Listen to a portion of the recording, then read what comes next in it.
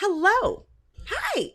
It's Pip and Phelan. Look who I got today, because it's Thursday, and we always chat it up on Thursdays. We're going to be talking about something awesome. I'm not sure if you know, but Phelan and I teach a mastermind for search engine marketing. And, I guess you should introduce yourself. Phelan, introduce yourself. Hi there, I am Phelan, partners with Pip at Seymour Digital Media. We're focusing on search engine marketing. Right? Oh, I found us. Oh, it did weird things. Anyway, yes. So, Phelan, we teach. I'm like yelling because I'm so excited. Yeah, We teach search engine marketing. Yeah, we yeah. definitely do. And our first class is the SERPs. The Yeah. SERPs. And Yes. why? Why is that our first class? Well, when we were talking about how to teach SEO and how to teach doing ads, we wanted to start off with what people are familiar with in order to get them to start to see it differently. So the first place you go, which is where everyone starts, is the search engine results page, or the acronym SERP. And so it's one where that's the foundation. That's what everyone who goes into Google and uses it and gets the information out of Google, you're always seeing the SERPs. And so it's a great place to start. Oh, we got people here. Yeah, it is. Mhm. Thursday, folks. Yeah, guys, I'm just actually looking for names on my screen. See if I can get into the right place. I don't know. Failing. Can you go until I get this screen? It's confusing sometimes, guys. But I'm glad you're here, y'all. And I'm definitely gonna figure out those comments in a minute. But so yeah, we start out. Okay, so first we're gonna explain what a SERP is, right? And then we're gonna explain SERP features. So Mhm. a SERP stands, just if you don't know, because there are some people that might not know, and this is everyday language for an SEO or a search engine marketer. So SERP is a search engine results page. And on a SERP, because you have many search engine results, right? When you do a search and a fill-in, what are SERP features? Tell me. So a SERP feature is when you type in, you get not just text, but you kind of get more information about it. So say you type in a business and their local listing will show up on the right hand side. And so that'll have like their logo, their phone number, their directions to the place. So it brings up a bunch of additional information. It's not just straight text. Sorry. Muted myself so I could find myself. So let me say hi to Jonathan and Laura. And yay. You two. I love you two. Just so you know. And yes, I tell Phelan about you all the time. So yeah, the reason we're talking about SERPs today is because we teach this stuff, and so we wanted to share, what we knew. But there's so many new SERP features. A couple years ago, maybe not even 5 years ago, there were only the text results, and well, now there are much more. Now, I always tell people, I'm like, you know why? I'm like, because Google and Facebook hate each other. And Google's jelly of Facebook. Phelan, because we're discussing it up here. Why is Facebook jelly of Google? I know sounds so funny. Why is Facebook Google jealous of Google? Yeah. Or No, why is Google jealous of Facebook? Oh, okay. Well, there's a couple of things that go into it. One of the biggest things is I wouldn't necessarily even say jealousy, but they definitely dislike Facebook because they it is a walled garden, and so its own separate part of the internet that can't be scanned by search engines, and so because of that, there's a huge portion of activity they're not able to scan. Whereas like tweets or Twitter is something that they do allow you to scan, and so it definitely makes it. Um, and Yes, Yeah, they good are. commenter. Yes, they Uh, are. yeah, and so it's definitely one where they're both jealously guarding the data that they're collecting, and Google doesn't like it anytime someone tries to close off parts of the internet Mm. because they want to scan as much as they can so they can assess it. Well, yeah, and it's also, when Google's really tried, they've really tried to do a social network of sorts. And um right. And they really really tried. and they have failed miserably over and over again. But we're seeing this with all the social platforms, right? And Google, they're all in competition to get your eyeballs because your eyeballs get the dollars. Now, speaking of that, when we search on Google, there's a reason we all use Google to search, right? There's a reason we Mhm. used it a year ago. There's a reason we use it today. And it's because it gives us the best results. I haven't really used Bing lately. Have you, honey? I haven't. I don't really have a need for it compared to some of the other, like just Oh, Google does so much right out of the gate, and the results are still fairly accurate. And we don't work in a corporate environment, which you is know, most people use Bing. after this phone call, we got to get off of this because Phelan, you're in trouble. You're in trouble because we do use it here and there for to transfer over the information from Google My Business to Bing Places.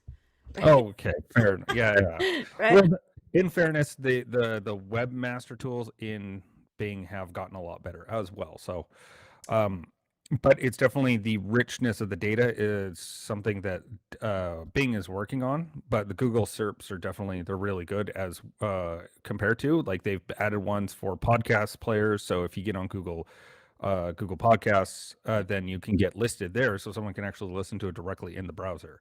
Yeah. So Oh, they're that's doing lots of interesting. yeah, so they've been expanding this part, and then also video as it has been growing and YouTube's been growing. They've been uh, having SERPs that are like a video section, and it's got like timestamps and directs you to each one of them, and almost writes them like chapters. So it's definitely very interesting what they're expanding on the SERPs page. Now Laura's saying she prefers results that aren't skewed. Now, Laura, tell me more. Are you talking about the ads? Is DuckDuckGo doesn't have ads? Hello, Mona. Yay! But yeah, I want to know more about that because Google's results are pretty accurate. I mean, the paid are the paid, and some people want paid ads because I always use this example, which is if you have your toilet blow up, let's just say you're calling a plumber right away, and you're probably calling that plumber if it's 2 a.m. that says 24-hour plumber. Now he's paid for that ad, right? And plumbers they pay a hefty fee to show up on the search engine results pages in the paid section. We've seen $30 to $50 a click, but once they get the business, the thing about a plumber is it's not just about that one-time call, but it's about the fact that there's recurring revenue that happens. Anyway, that's Yeah. talking about ads. Oops. I want to know why, Laura? Why do you think it's biased? And I like DuckDuckGo. It's all right. It's all right, but it doesn't have the numbers to have the chutzpah that Google Well, has. it's also about the general like it's a issue of data collected and analyzed, and Google, unfortunately, for better or for worse, they have a lot more data at their disposal to do lots of trends and figure out algorithm patterns, and that's kind of the big thing is once you've got to jump on that is it's a little bit hard for other companies to catch up. They'll probably in the future, but it's for the time being, Google's got a huge advantage over any newcomer. Yeah. Now, didn't Google have? Don't they have a rival that worked at Google? That's created a browser recently. Some guy. There's been a couple of new browsers that have come out, but they're not necessarily search engines. Mm, So that's the bigger changes. The DuckDuckGo went on directly to challenge them as a search engine rather than as a browser. So mm, some Google's done a really good job at integrating the whole thing into one. Your yeah. browser and your search engine experience is all in one house. Um, The so get, the search engine. I'm cutting in the search engine, or sorry, the SERPs. They tell us a lot about SEO. We yeah. actually directly relate this to what we teach and the search engine results pages are so amazing now. Like Phelan, let's name a couple of them and then we'll talk about the passages, yeah?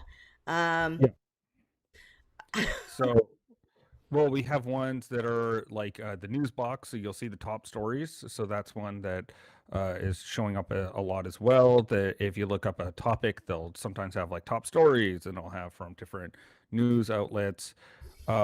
You've got the shopping results. That's been a big one that's been coming Mhm. out. The I like that people also ask. That's really helpful for SEO. Um, Yeah, yeah. I don't know if you guys know this, but if you actually click on a search engine result, go to the page, scroll around for a second, and then go back, you'll see a drop down under that one that you clicked with different search terms that people have actually typed in and then chosen that website. So it's the little things, that we notice. We also can tell if somebody's done SEO, um, generally, because we all know like the rules. There's some rules. But it's super important to know about the search engine results pages. Phelan, where are my notes? They Uh, say there's 16 SERP features. yeah. What's your favorite, Phelan? Mine right now is going to be, it's a toss up between the shopping and the local search one because we do a lot with local businesses, and understanding the information that's coming out in local snack packs is really important for businesses because, seeing who's showing up gives you an indication as to, we saw people that the only thing was reviews was one of the biggest factors, that they're both the sites were, one was better than the other one, but the one with more reviews was outranking them. So what does that tell you? And the other thing is that it doesn't even so there's a big uh, kind of debate going on with about zero click attribution. So people aren't going to websites, but because of things like Google My Business, it doesn't take into effect that they could be calling you. That's way more important to your business. They don't visit your website, but they still call you Mm-hmm. and get a hold of you, and that doesn't count as a click to a site. So there's a bit of a debate there, but it's definitely one where Google's actually in some ways making it easier for you to get in contact with the Well, business. how many times, guys? How many times have you looked up a business, right? Say a local business, and then grabbed your phone and then typed in the phone number? Because sometimes it's just easier, and so they can't track that, right? So there's lots of ways, but that you're getting the information. I went to a website today, Phelan. I didn't tell you this, and his phone number was on his Google My Business panel, but it wasn't on his website. So I was like, well, I had to go back to the Google My Business panel to call him, and I thought it was a little strange. But so the Google My Business, that's a huge SERP Yeah. feature, and that came about like maybe 2-3 years ago. It's definitely grown in prominence. I think Five? they've I get they've lost had in time. yeah, well they've had, so supposedly they've been trying to make something like Google My Business. They had like Google Local or something like that. What is one of their old ones that they killed off and then kind of rebuilt it into, Google My Business. And it's definitely one that is super important for if you have a local service area or a physical location, you need to have that because the other really good thing about it is if you fill in that info, Google takes it as gospel because it's coming from their own property. So they think that is more true of your business than your website because you verified with them and all that part. So Now, wasn't there some new thing that came out today with products for SERPs? And then I'm going to get into yeah, what Jonathan said. yeah. So that is so one of the big ones that came out is it's big for e-commerce people is product reviews, and they're apparently getting a new feature inside of the shopping section. So this is going to add to the SERP that you're going to have more detailed, the way it's not short summaries, but ones that have really detailed, in-depth reviews are going to be higher ranked, and so Mhm. that's going to become more important because reviews, if you're on Google, if you see one company has X number of reviews or a product has more reviews, you're probably going to go with it. And so that's definitely one where you want to get the most out of that because that's a factor that any business owner could take advantage Yeah. of. And business owners, some of them, yes, I know, do not have websites still. It's a tragedy. But I called the website last week and they didn't have a website. And I said, you don't have a website. And they said, well, I don't need one, or we don't need one. And I said, well, it's not for you, it's for your customers. So, but you could argue right there that the Google My Business listing will give you enough information. Now, Jonathan was saying that, you pick up your Google phone and you say, I was going to say, hey, Alexa, hey, Google, what's the number? Or Siri, what's the number? And they send it to your phone. That's actually really good. I need to start using that. Good point. One thing we wanted to bring up today that you guys have all seen as a significant change is passages, right? Yeah. Phelan, what when I say passages, what am I talking about? So Passages is a new Google update that came out in December, I believe, is when they launched it, and then it finished in March. They think they said. It's a little iffy. They don't always confirm the start and end dates, but basically what it is that they scanned the all of the internet and then kind of marked out, especially for long form content where you're answering questions. So they'll be like, can what do I have to do to pour concrete in winter conditions, and then they'll have an answer. What they've done is they've marked out in the where on the blog post it is, and so when someone clicks on it, it takes them directly to where that passage happened. Hmm. And so that's definitely one where Google is trying to shorten the distance between you as the user of Google and the relevant information. Yeah. Um, so it's definitely a time. What was that? I said that's pretty amazing. Yeah, no, it's really awesome, and it's definitely really good for websites. It's a great opportunity for people who have a lot of just kind of random blog posts to kind of consolidate them all under one, because Google will scan that and then rank it in passages. And also, you won't be doing any keyword cannibalization. So it's a way that you can not worry about, like, oh, these keywords too close that I'm ranking for. If they're all on one page and Google is scanning the whole page and then marking them out for you, then that's perfect. Jonathan, you're speaking my mind. I swear. It said it's awesome for YouTube, right? That's it's an awesome feature. Oh, I Mm. threw in the YouTube. But in YouTube, if you actually, when you're doing the comment, or not the comments, the description, if you put the time and then I think a space in the description, it'll be able to jump to the different portions of video.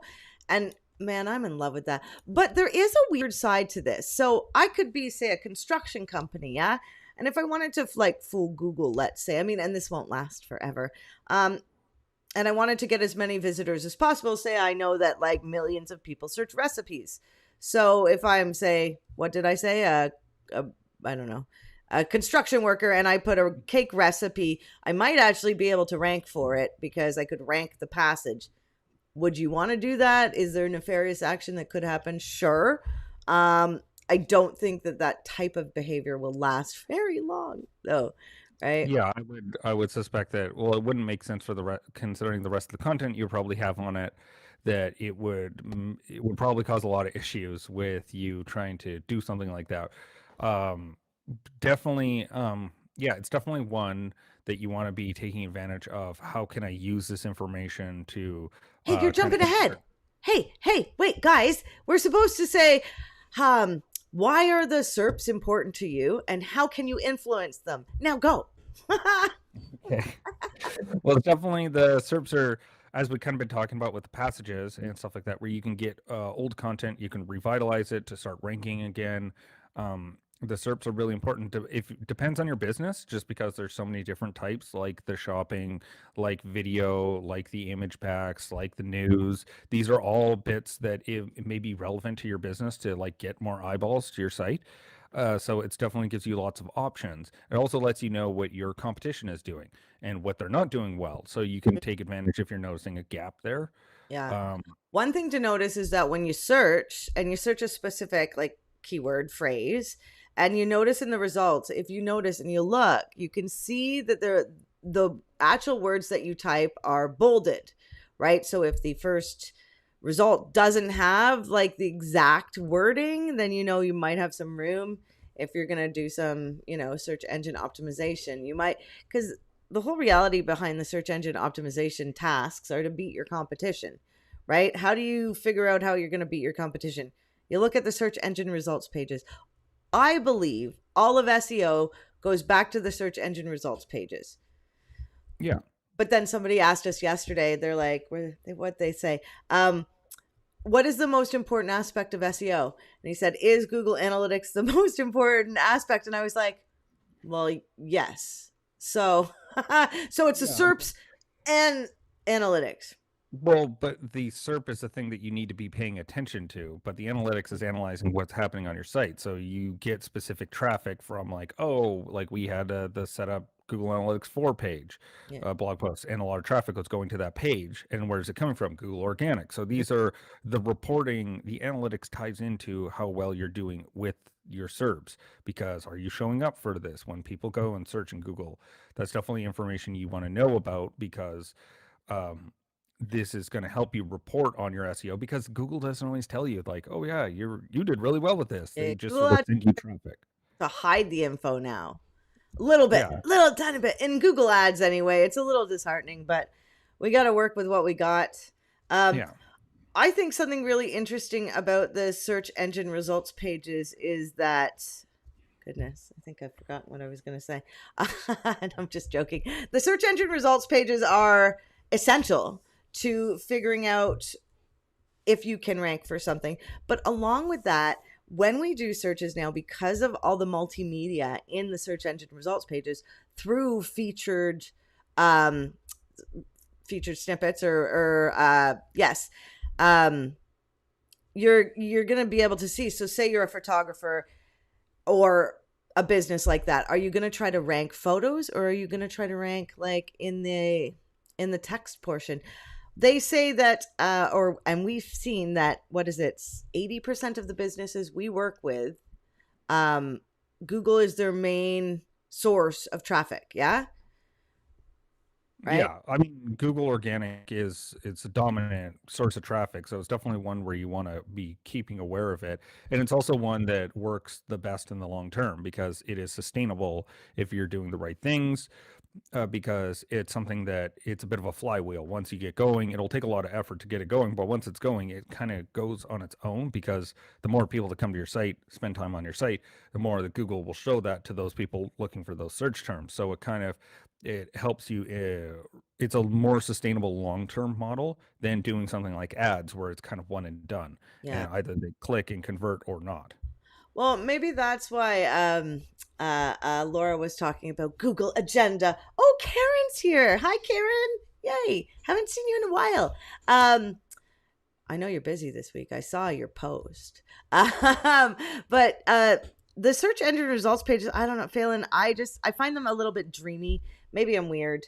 Because they tell us so much. Like, anytime there's an algorithm update, we can slowly parse out what they changed. Um, and with the multimedia, like, I mean, you end up staying on the search engine results page, right? A little long, Yeah. a little longer. Yeah, I think that in a lot of ways, the multimedia or the zero click stuff is going to be a little overblown, because the clicks that are not you're losing out on aren't really like the the most beneficial to your business. They're usually like simple questions that are the ones that are getting answered. So it's definitely ones where are more relevant to your business. And if you write long form content, they're probably clicking through because you've kind of answered it in the featured snippet. And they're like, well, why don't I click through Why to don't I go see to what else? that one? I think the featured Yeah. snippets get more traffic than others, and I think you can actually tell them inside your analytics or search console. I think when you look at your Yes. pages. Yeah, so well, it's also the average position. You'll see certain keywords will have a zero number, and that is featured snippet. That's how they rank it.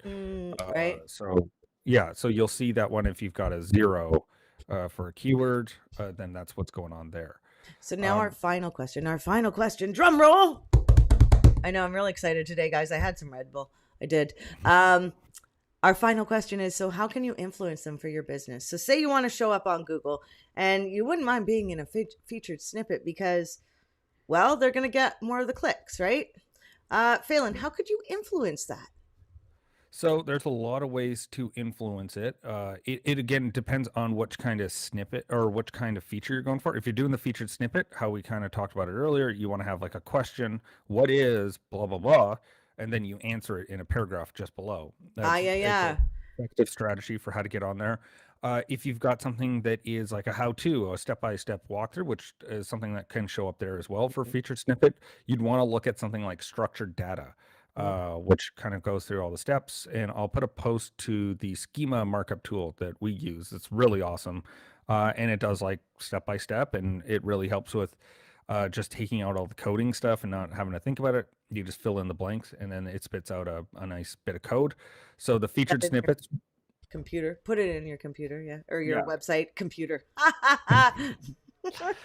So yeah, it's definitely structured data in a lot of ways will help with it, because a lot of the stuff that comes up in the weird SERPs are going to be done with structured data, where Google knows, hey, this is a video. Here's the Mm, timestamps. Here's the title. Here's where I can find a link to it. Like, they're going to scan that metadata and then display it on the SERPs.